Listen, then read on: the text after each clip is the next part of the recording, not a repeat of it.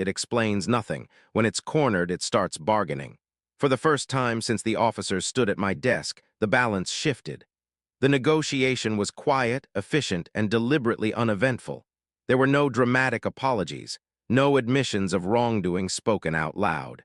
Just careful language, revised documents, and a clear desire to make the situation disappear as cleanly as possible.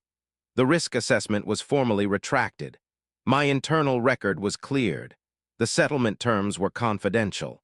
Precise, final, on paper it looked like a resolution. But what stayed with me wasn't the agreement itself.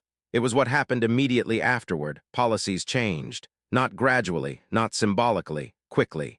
Risk reports could no longer be filed by a single supervisor. Independent review became mandatory. Vague psychological language now required documented evidence.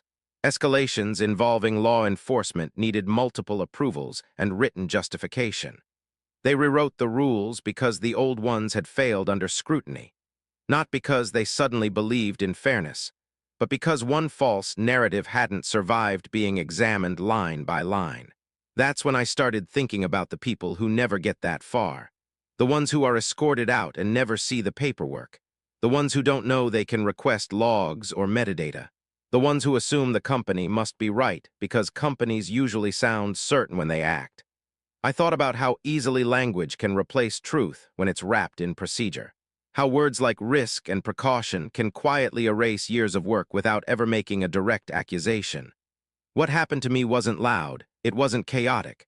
There were no raised voices.